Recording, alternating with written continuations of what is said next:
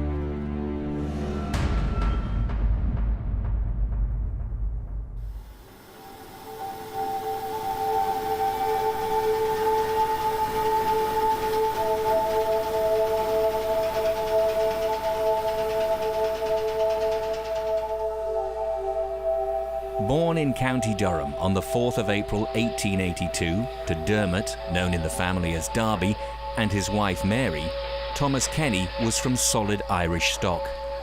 Like so many Irish families in the mid-19th century, conditions in the home country had meant that emigration was seen as essential to their survival. Seeking out a new life in the industrial north of England, the Kennys eventually planted roots in the northeast, taking advantage of the working opportunities in local collieries, quarries and the heavy industry.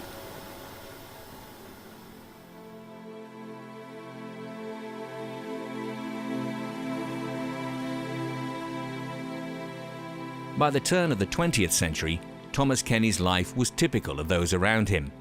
Living in Hartbush's South Wingate, he worshipped at St. Peter and St. Paul's Catholic Church in Hutton Henry, and after time as a quarryman, he started down the pit.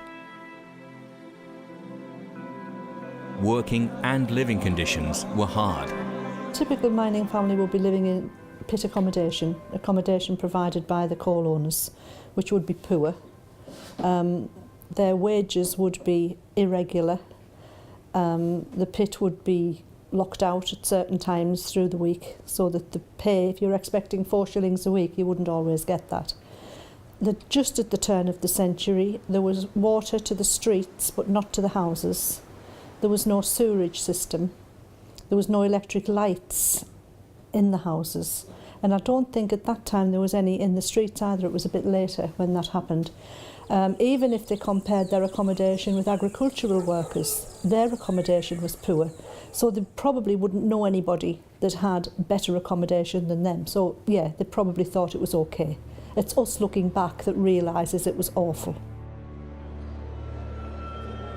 Them days, there was no pit-head baths. You know, you had your dirty clothes at home, you used to dad them off the wall to get all the dust out and put them on the next day. You used to go to the pit, get your lamp and your token out. Down the mine, it was the same every day. It was drilling and firing. It was stone men. Thomas Kenny was a stone man. Now, these are the men who drove the drifts, the headings. At the end of the shift, you came back, you went home, and in front of the fire, you had the tin bath. You were bathed in front of the fire. There was a meal for you every day you came home from the pit. Doesn't matter what time, what shift you were in. It could be midnight, 3 o'clock in the morning, 6 o'clock. There was always dinners for the miners, what you say, clouty puddings.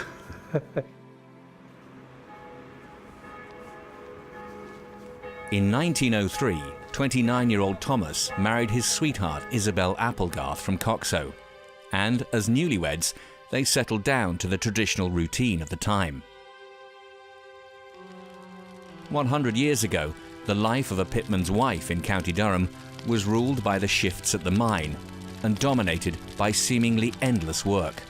If it was a Monday, she'd be up from 5 o'clock. Well, she might be up before 5 o'clock, showing the man out to work. She'd always cook him a meal out to work. She wouldn't often go back to bed because she may have sons coming in from the pit and they'd need a bath and a hot meal.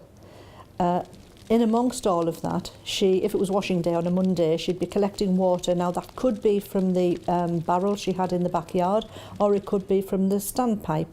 But whatever it was, she had to heat that water, either in pans on the fire or in the set pot, so the fire needed to be lit.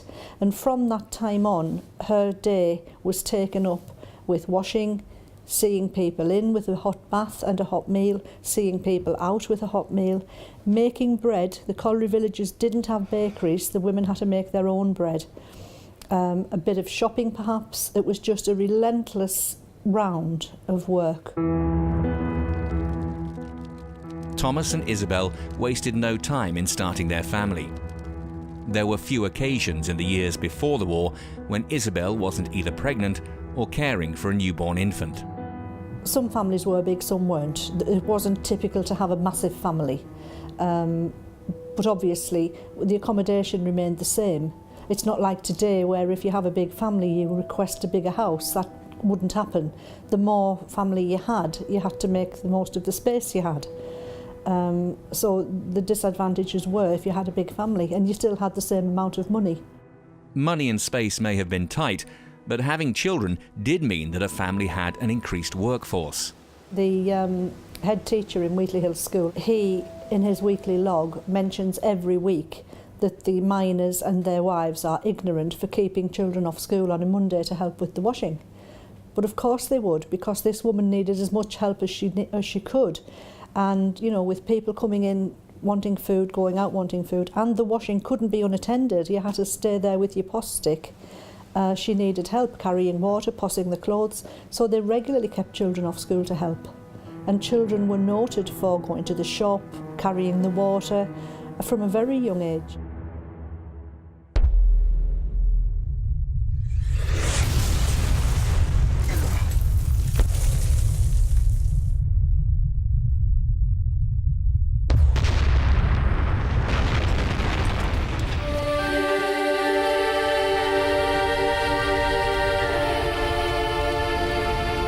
Just before midnight on Sunday the 14th of October 1906, Wingate Grange Colliery exploded. 24 men were killed by the blast and the resulting fumes, with 2 more dying later from their injuries. The history of mining is strewn with incidents and disasters. The northeast coalfields have records of explosions, collapses and asphyxiation due to mine gases dating back centuries. It was devastating for the village. Every colliery where had an explosion, you see the photographs.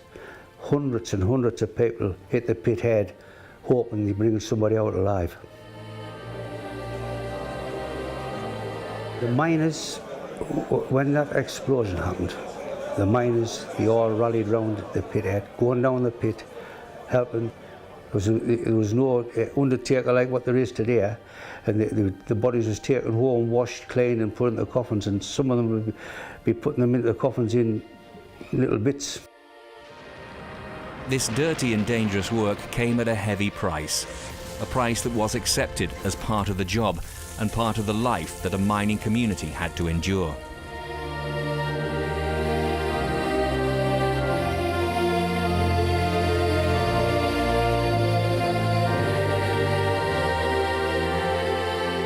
Just before Christmas, on a cold December day a year after the explosion, the people of Wingate and the surrounding area gathered together to unveil a memorial to those that had lost their lives in the disaster.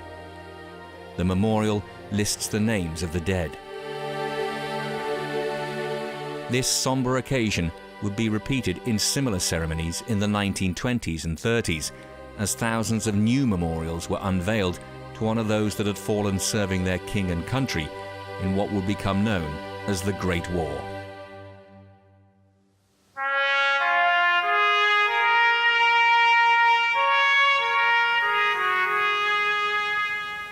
Miners and other working people across the world had long realised that in order to improve their situation, the established order and the historic relationship between landowners, management and their workforce had to change.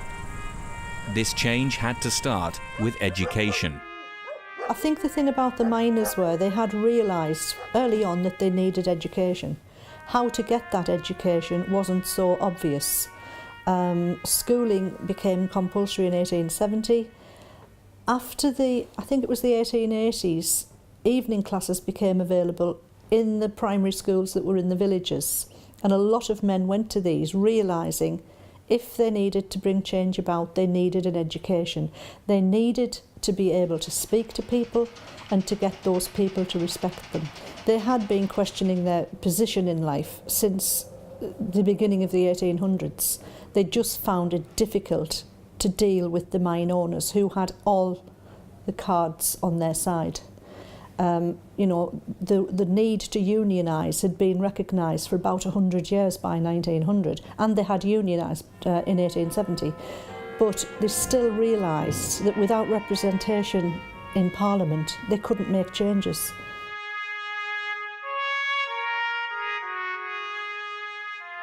Founded in 1903, the Workers' Education Association would be at the forefront of this evolution by providing classes to those whose backgrounds had prevented them from receiving more than, in many cases, the most basic of schooling. It emerged out of an interest in adult education within working class organisations, particularly the cooperative movement and the trade union movement. And what it was really seeking to do right at the beginning was to ensure that working men and women had sufficient higher level of education so they could become counsellors or get onto school boards that had in those days at the turn of the 20th century, become trade union officials, really represent and work for other people in their social class background. Many people at WEA were in touch with in mining communities, heavy industry sectors, had left school at a very early age and probably hadn't got much out of school anyway. So there was a huge deficit of educational opportunity for working people at the beginning of the 20th century. Whether Thomas Kenny ever attended a WEA class, we don't know. No doubt many of his contemporaries did. What we do know is that one particular WEA tutor would go on to play a significant role in Thomas Kenny's life: Philip Anthony Brown. Philip Brown grew up in what we now regard as South London, but I think was probably semi-rural parts of the London suburbs, then around sort of Beckenham, I think. Very middle-class background, very quite affluent really in terms of the Edwardian, late Victorian middle classes. He went to public school, Malvern, and then on to Oxford University, where he discovered history as a subject after a fairly raggedy start with one or two other subjects, and excelled at that. And then I think, like numbers of young men and sometimes women in his generation, felt that he had been very advantaged, but he wanted to share the advantages of his education much more widely with people who hadn't had that chance. So it was a political commitment, and a commitment that I think comes out of an Edwardian form of obligation and duty and responsibility. So that's what set him off when he met up with the WEA in Oxford after he had graduated.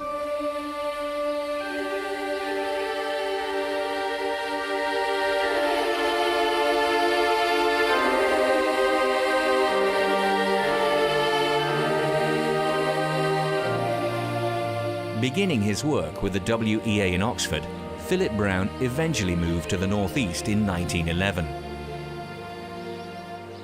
He carried on as a WEA tutor, teaching in Stanley, Gateshead and Wallsend, and combined this with a post at both Durham University and the London School of Economics.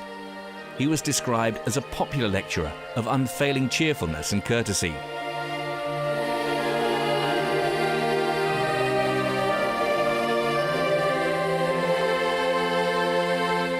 As Philip Brown walked the hallowed halls of Hatfield College, Durham, and tutored the workers of the North East, Thomas Kenny continued to live the life of a Durham pitman, surrounded by his growing family. From vastly different backgrounds, the coming war was about to throw these men together in the most extreme of circumstances.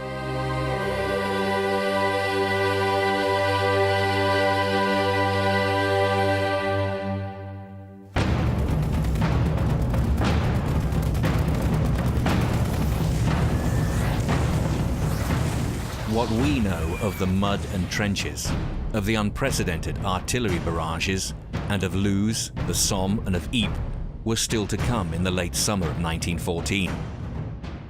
Kitchener called, and the men in their thousands answered that call.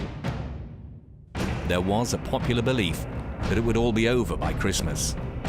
The army was over the moon with the miners because hard workers working in dangerous conditions, and they were thrilled to bits with them when they joined up. Well, the response was very good with the miners, exceptionally good, because I know for a fact at Thornley Colliery they had to shut a seam down because the men went away in early 14, and the majority were mature men who initially joined up in 14. The army gave them a wage every week. There was meals for them, they had clothes for them, top coats, had a chance to go abroad. They were getting fed. The money was going back home every week for them, and they had nothing to worry about, just to look after themselves.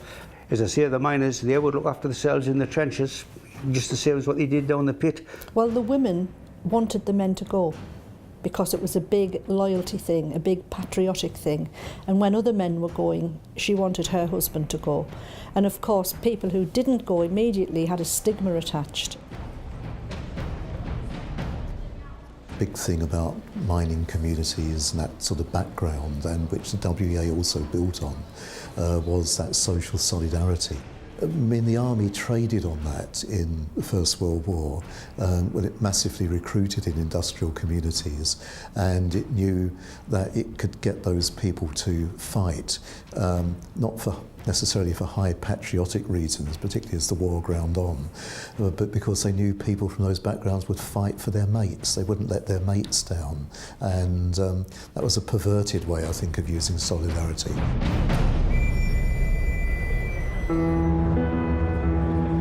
Thomas Kenny was no different. Whatever his specific motivations were, we will never know.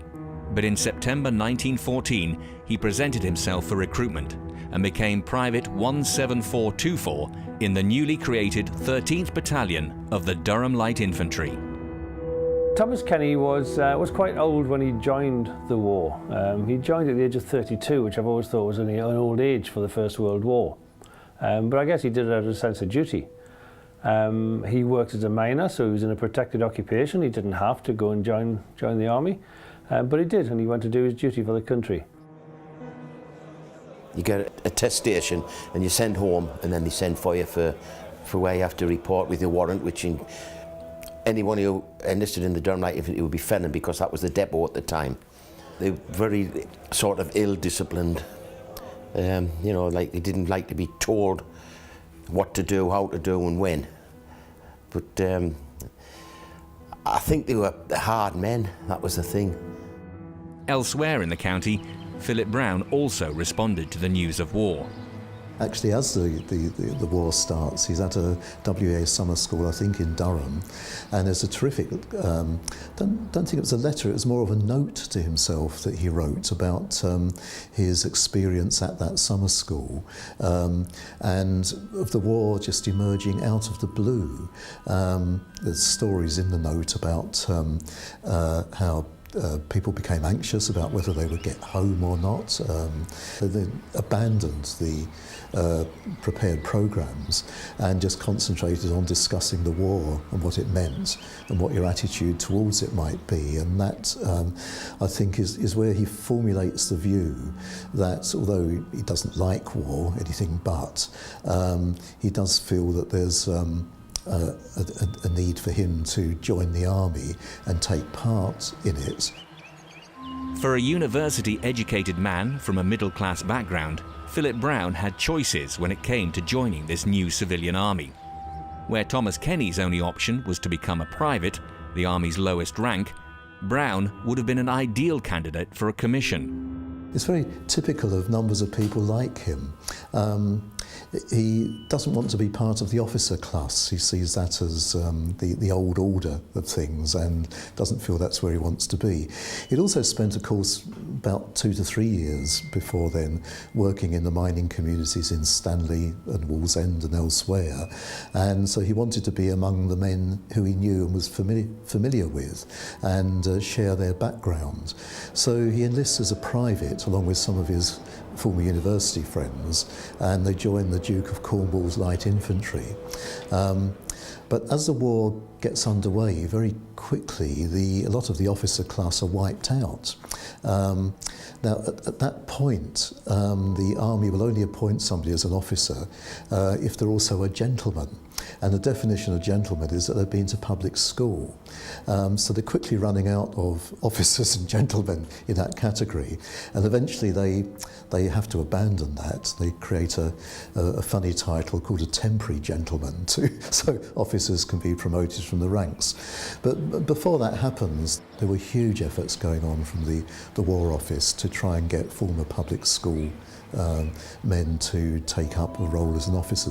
So I suspect he's persuaded by that argument. We don't know for certain. But what he does then, he takes up a second lieutenancy, they call it, but he joins the Durham Light Infantry, so he can be back among the miners he's been working with in Durham. Philip Brown, Thomas Kenny and the other new recruits of the 13th Battalion of the Durham Light Infantry quickly became part of the system. Trains soon took these new recruits south to Bullswater Camp in Surrey. Living in tented accommodation, the autumn and winter of 1914 was harsh. The camp became waterlogged and the patience of officers and men was sorely tested. This was the time when men thrown together by circumstance would have formed close friendships. Many would have already known each other.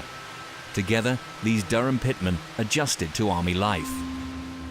Obeying military discipline was a new experience, and some men took to this better than others.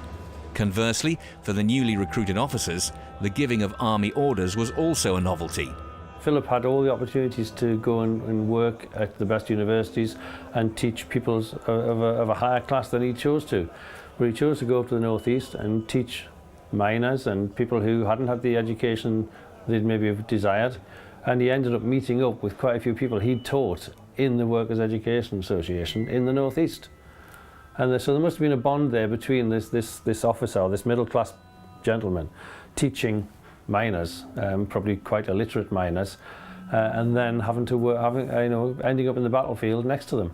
My hunch really about this is that word will have got round that Philip Brown was okay, really, because there were plenty of people there who would have known him from his County Durham days, and he seems to have had a very engaging personality that you can't actually find anybody who had a bad word for him. In fact, the exact opposite. People eulogise him for his, I think, his democratic manner.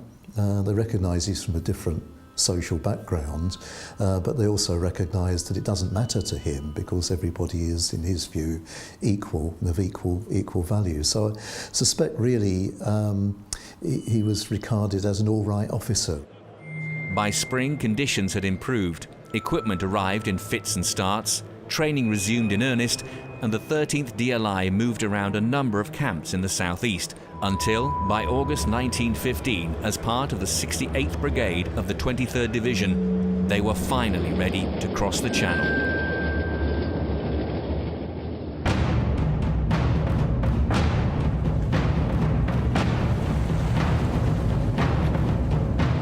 My dear mother, On Wednesday night we started our last after so many months of training. It was not so very hot, but very dusty marching down to Lip Hook. The night was lovely, moonlight, rather misty on land but clear and calm at sea.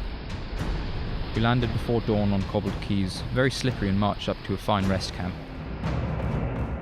So far it has been very tiring, but not hard work. The men are very pleased with their move at present, but of course all the hardship is to come. Yours always, Philip. They landed at Boulogne and then they were took up to Bois Grenier at Armentières, and it was a quiet sector where the phrase they used was they were blooded into the trenches, and they'd be under instruction of some battalion that was there. Each company would have gone to a different part of the trench to get trench warfare instructions. As the 13th DLI was familiarised with trench warfare from behind the front and in quieter sectors, letters flowed back home telling friends and relatives about these new experiences. Often, these excited notes from officers and men alike were published in the local newspapers as people back home eagerly looked for news. Lieutenant Philip Brown was one of these prolific letter writers. There are letters from Philip back to his mother, almost on a daily basis. And the family have these, and they were actually put together in a private book they had published in the 1920s. And in those letters, he details quite often his relationship with Thomas. You know, I've met this very friendly, genial Irishman. Well, Thomas wasn't an Irishman. His grandfather was the Irishman who came from Ireland. And the stories that I've read on are that there was such a loyalty between officers and privates who worked closely together continuously that the rank was almost ignored. They became friends rather than subordinate and superior.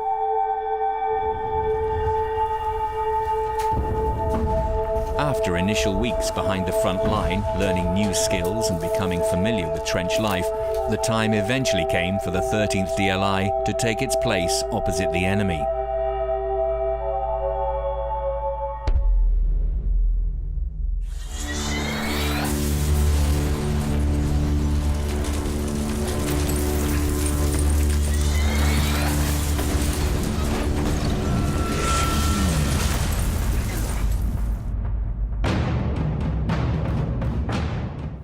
Of October 1915. About 12:30 a.m. a man came and said he could hear moaning over the parapet. I was afraid that this meant that some of my men who had just started on a listening patrol had been hit. I went down with my observer, a very nice Irishman from County Durham who goes with me everywhere, and crept along a very shallow trench. We soon came on one man down at the bottom of the ditch. It was difficult to move him, but finally my observer got him on his back. Poor fellow had a bad wound on his side.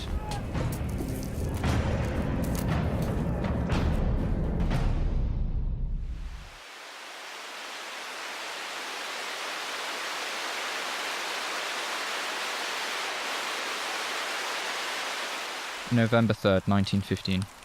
My dear mother, we have gone back to the trenches, and such trenches. I don't think any words can adequately describe them. It has been raining. There is not a patch of dry ground anywhere. Boards soaked in mud, sandbags bursting with mud, ponds and even wells of mud, yellow mud, greasy ponds, dirty clothes and heaps of mangled sandbags. A great deal of the trench work is collapsing in the wet, and it keeps us busy reconstructing it. We had a certain amount of shell fire, but very little rifle fire yet. A mild enemy in front of us, I think. Now I must stop as I am on duty and should go the rounds. This would be Philip Brown's last letter.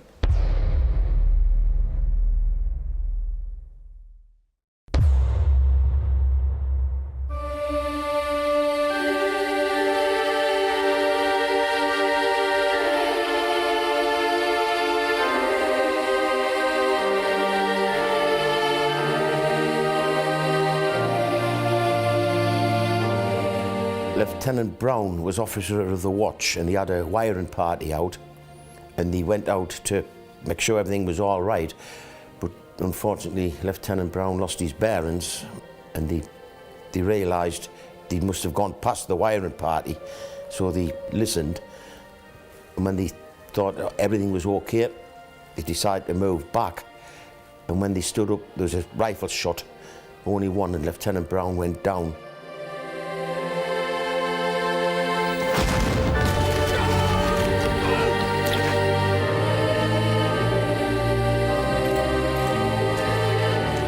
Philip Brown was shot through both thighs, severely wounded and unable to walk. Private Thomas Kenny took his friend on his back and crawled through the mud looking for a place of safety. It is reported that Brown implored Kenny to leave him and to save himself. To this, Kenny replied, "As long as there is life in you, I stay by your side, and the Lord will protect me and give me strength to get us into our lines."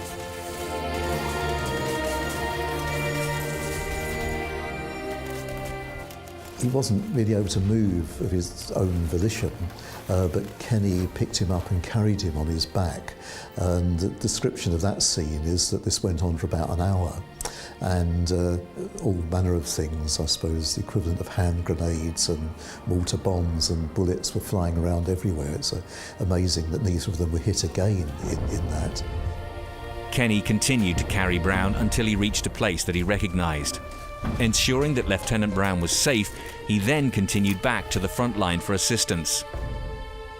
After finding help, he refused to stay in the comparative safety of the trench and returned with the rescue party to retrieve Philip Brown.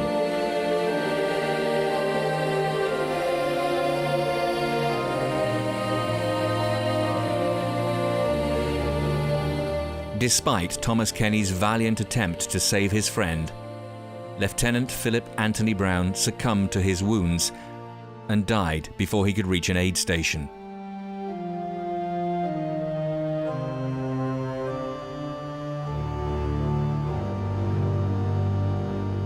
I might tell you that he was loved by all the battalion, and he was a gentleman to me, for I was only a private and I loved him for it. I would risk as much more for him, and I only wish he had lived. It nearly broke my heart when they told me he was dead.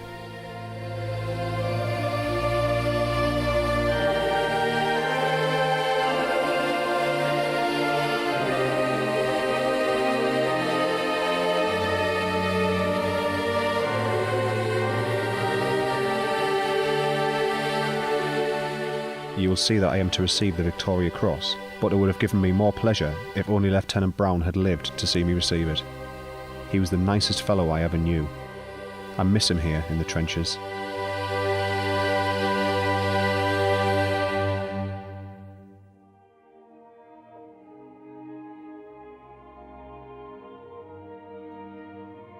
The Victoria Cross, the nation's highest award for bravery, on the surface needs little introduction. Since it was established in 1856 and first received in 1857, it has become an intimate part of the British psyche. Thomas Kenny's VC was awarded for most conspicuous bravery and stated that his pluck, endurance and devotion to duty were beyond praise. The Victoria Cross was designed to be awarded across all ranks and given in the most exceptional of circumstances. But why do the VC and other medals for outstanding military service exist at all? What is their function? They will have multiple functions. First of all, there's an important aspect of military morale. Individuals, subunits, units, regiments, they want to know that their actions have been recognised, and you can do this by recognising the individual, but very often it's a source of pride for a regiment to have been given an award or a number of awards. So it's important on that aspect. It's also important that you show to your allies and also to your opponents that you do have these valorous activities.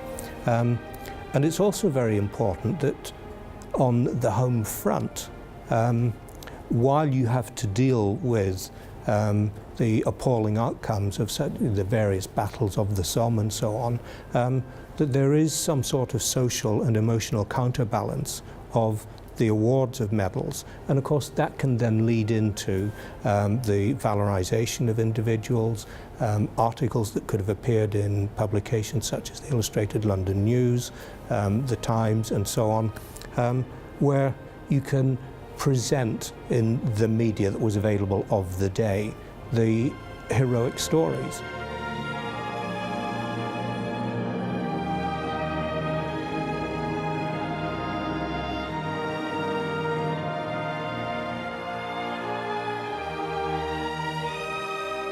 You can suggest that on a number of occasions, medals, including the Victoria Cross, have been awarded in order that we can show that the whole of the nation and the sovereign himself or herself is actually behind the forces. So you have, if you like, a degree of validation, not just of the act, but of the whole military operation that's being undertaken at the time.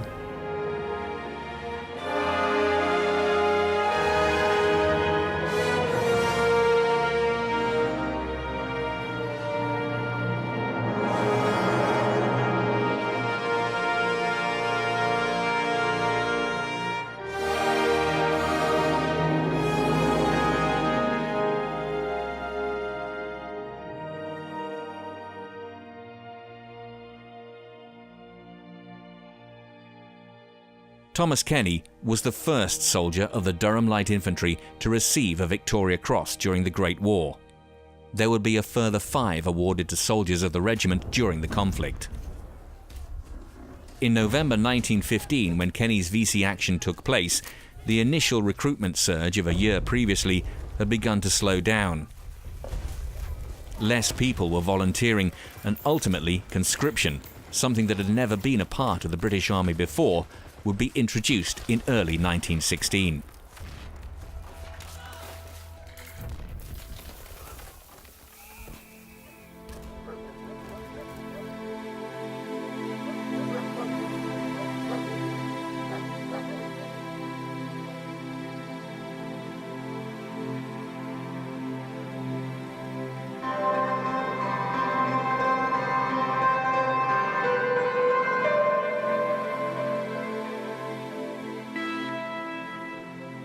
While it would be a fabulous honour to be awarded a Victoria Cross, for those who live and continue to serve with it, that's potentially a very heavy burden to carry.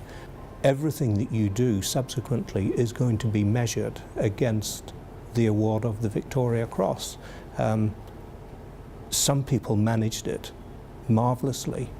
I think if you look at the history of many of the people who've been awarded the Victoria Cross, there are quite a few who, for whatever reason, have not been able to cope either with the deeds or with their social status. My personal opinion is I don't think he'd have wanted it.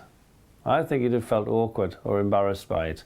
If you look at what happened when he was awarded it, and you know, he had a presentation at the Palace Theatre where he was given £50 of war bonds, which is the equivalent of £5,000 today. A huge amount of money, and then he was given presentations by the school children at his own school. And he doesn't appear to be smiling or happy at any of these presentations. Now, I know photographs in those days, people work generally stern and austere, but you know, he's very matter-of-fact looking, as if like, well, let's just get this over with and then I can go back to my job. Even in the pictures they use as publicity for propaganda pictures for the war, where it shows him with his family at Christmas time, just about to return to the trenches for Christmas. It's, you know, they're very straight-laced, austere photographs. It just looks like they've had to do it because they had to do it.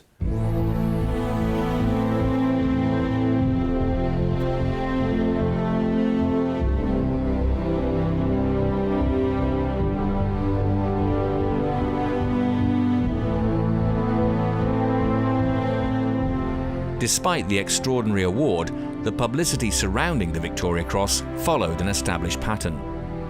Well, of course, they start off by being listed in the London Gazette, and then they would have been very quickly taken up by the national press and the regional and local press. It would have been a great event.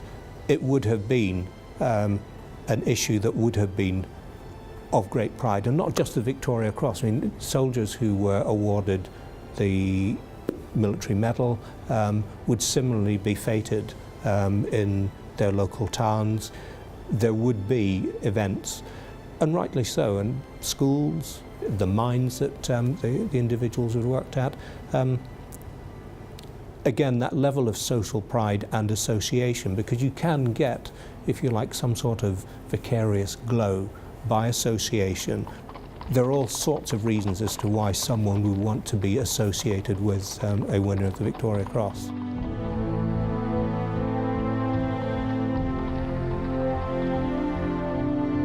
On the 4th of March 1916, during his second spell of leave since being awarded the VC, Thomas Kenny went to Buckingham Palace to receive his medal. Travelling alone to London, this County Durham pitman from a humble background was to be entertained by the King. Thomas Kenny of the Durham Light Infantry. Once the medal ceremony was completed, Kenny made his way down the palace stairs to be greeted by the mother of Lieutenant Philip Brown.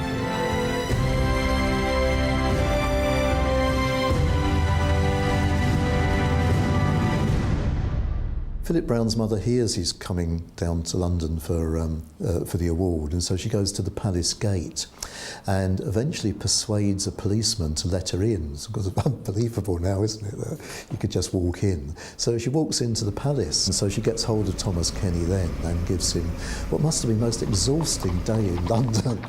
She takes him to see the sights, the House of Commons, I think Westminster Cathedral and other places, and then she takes him down to Beckenham to see the house and some of Philip's relatives and the rest of it, and gives him tea. I think he must have been absolutely worn out by the end.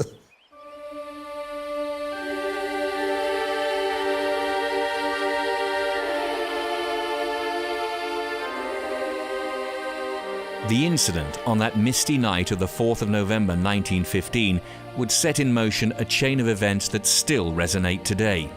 Thomas Kenny won the Victoria Cross. Philip Brown lost his life. Philip Brown's mother would lose another son, Theodore, in April 1917.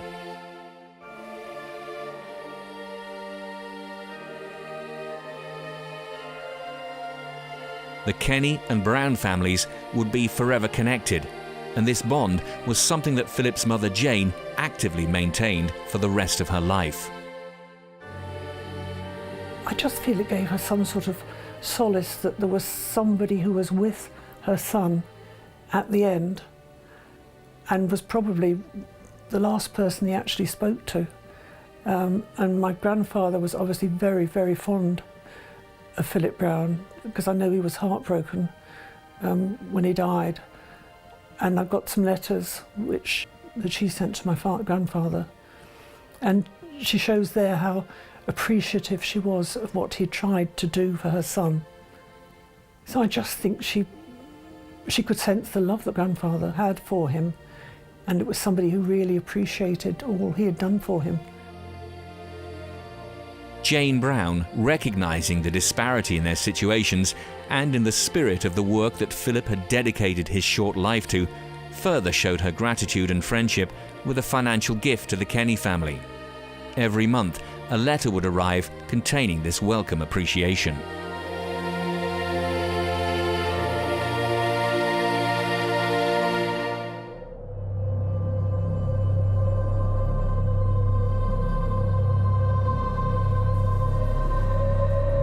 Thomas Kenny was awarded the Victoria Cross at the start of his active service.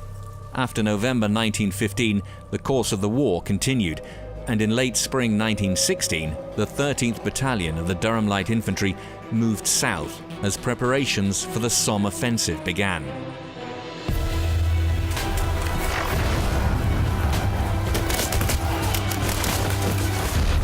After initially being held in reserve, the 13th DLI finally entered the battle on the 7th of July, just south of La Boisselle.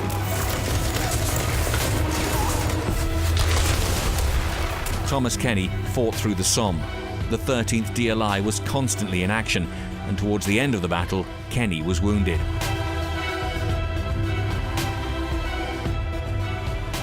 After fighting in France, they moved to the Ypres salient in Belgium and stayed there through most of 1917. Fighting at the Battle of Messines and in the Third Battle of Ypres, popularly known as Passchendaele.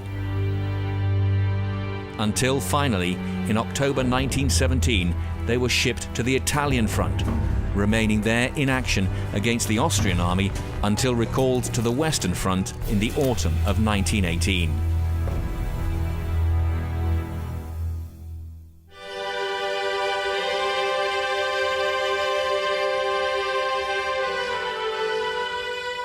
One final duty remained for the 13th Battalion of the Durham Light Infantry.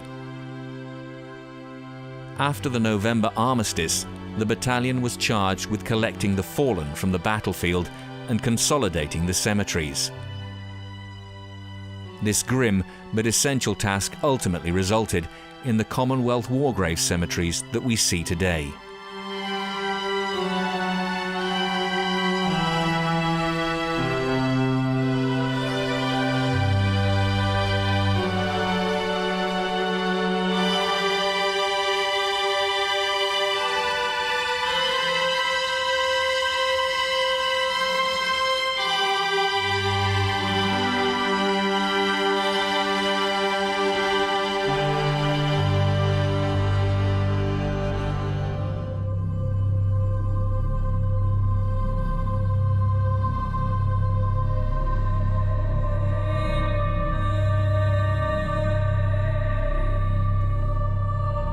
In July 1919, the 13th Battalion of the Durham Light Infantry, its job done, was finally disbanded.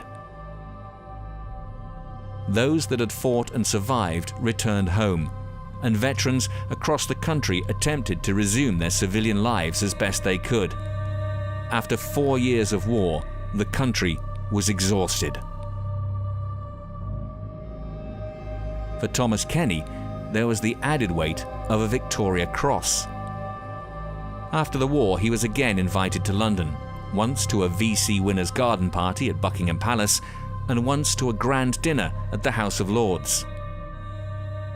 Personally, I think it wouldn't have sat that easily.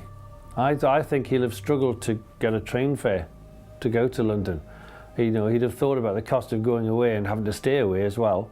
Although they weren't staying in hotels, I think they had two things. They had the garden party in 1920, where Prince Edward, the Prince of Wales, invited the Victoria Cross winners to a presentation and a garden party, and then the House of Lords dinner in 1929. And they were the only two events which was the biggest gathering of VC winners in any single event.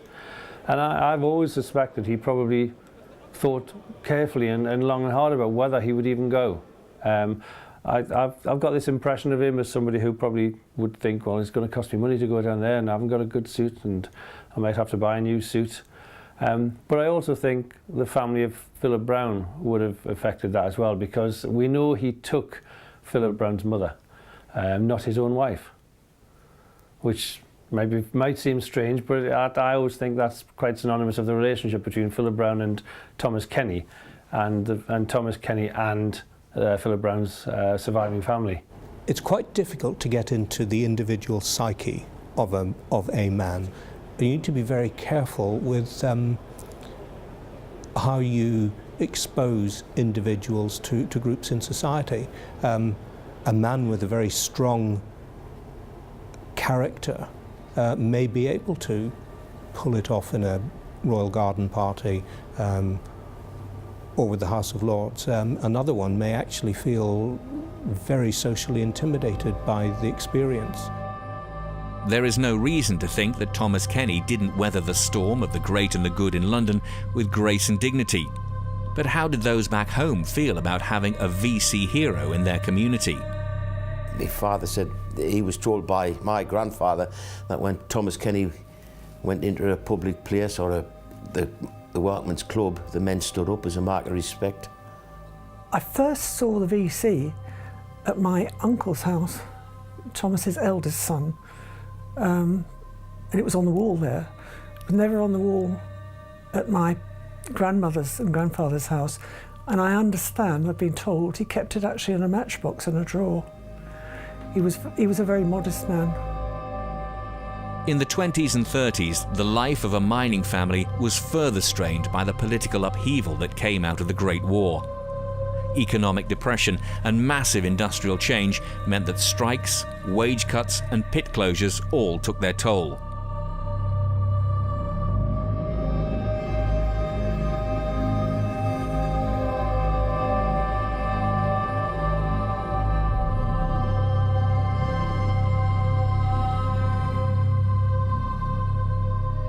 At the outbreak of the Second World War, Thomas, like so many older veterans of the First War, volunteered for service again.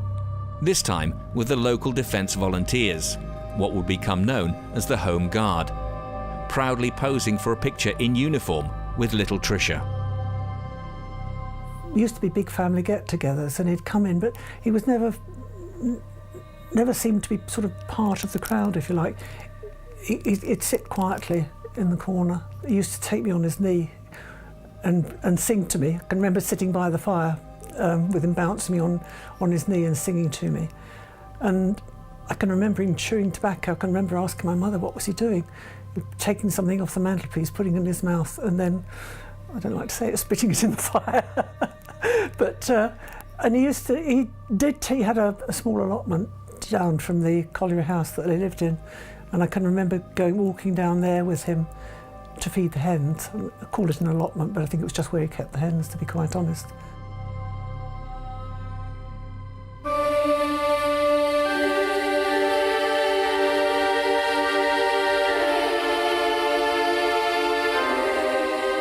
Thomas Kenny, VC, died on the 29th of November 1948 at his home in Darlington Street, Wheatley Hill. He was 66 years old. After his funeral at Thornley Roman Catholic Church, he was buried in an unmarked grave in Wheatley Hill Cemetery. His family too poor to afford a headstone.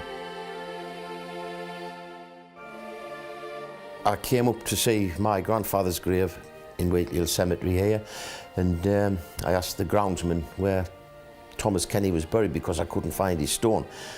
And I explained he was Roman Catholic and he wasn't in the Roman Catholic plot, the stone, so he got the ledger out and took me to it, and it was just grass.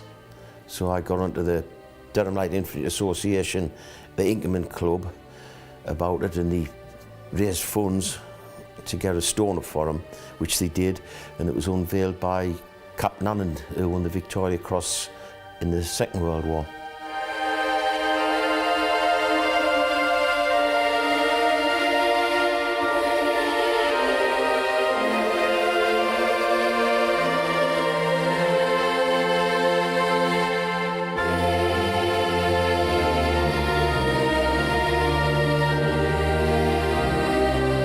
We didn't even know as a family that he was in an unmarked grave.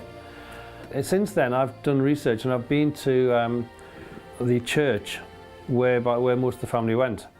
And all his family are in there with headstones. His father's got a fantastic headstone. Yet he hasn't, and he never did. All his family, his grandparents, they're all in the cemetery, in the Catholic Church cemetery with a headstone, but he never had, and he's not in the same cemetery as them either. He's in Wheatley Hill because that's where he lived most of his working life and died.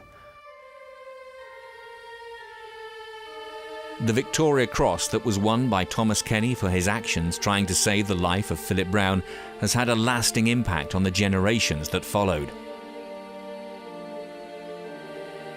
The two families remain in contact to this day, and one of Thomas's daughters, Patricia's mother Olive Mary, worked for the Brown family in England and also in India, further strengthening the bond and friendship that has existed for over 100 years.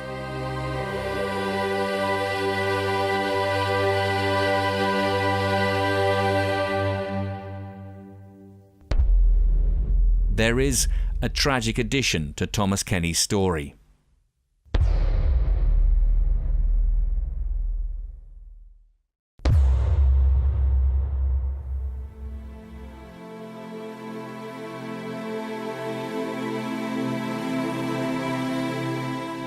He actually had a brother who also did his duty and died. And we only found that out as a family last year. We never even knew he had a brother that died, and this brother was probably 15 when the war started, so he couldn't have joined at the war started, but we wonder whether he joined up as a consequence of his brother's actions.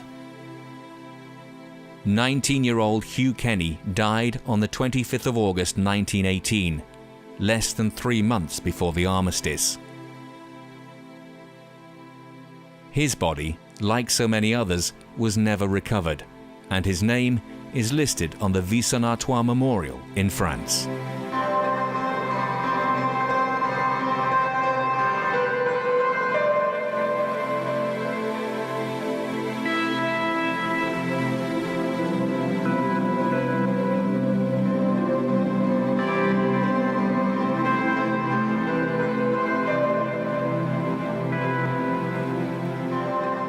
think he just thought that he'd done what he had to do. It was his duty, and he was serving his country, and he was serving a man that he obviously respected and loved.